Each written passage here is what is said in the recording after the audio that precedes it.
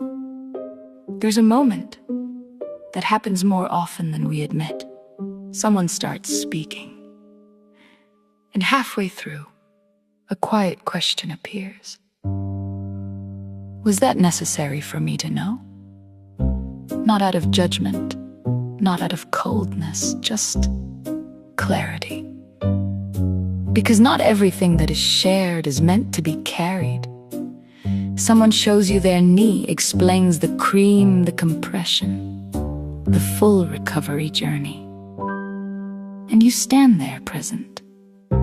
But somewhere inside, you are gently stepping back, not rejecting them, just not entering fully. There is a difference. Before, you might have leaned in, listened, engaged, taken it on. Now, something has changed. You are still there, still kind, still human. But your energy is no longer automatically available for everything. And so the question returns, was that necessary for me to know? Not everything is. Some things are shared because someone needs to express, to be seen, to feel acknowledged. But that does not mean you have to receive it fully, because now you are selective with your energy.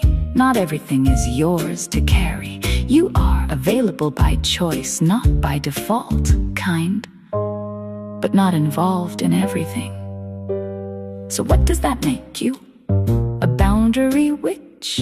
A boundary bitch? You're simply someone who finally realized you can listen without absorbing. You can be present without participating. You can care without carrying.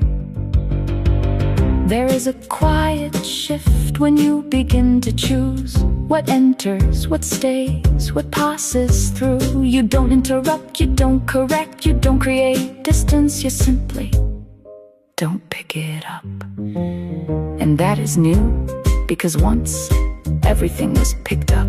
Every detail, every story, every piece of energy placed in front of you. Now you can stand in the same space and remain yours, still kind, still open, but no longer available for everything. And maybe that question is not resistance. Maybe it is discernment, finding its voice. Was that necessary for me to know? Not always. And that's okay.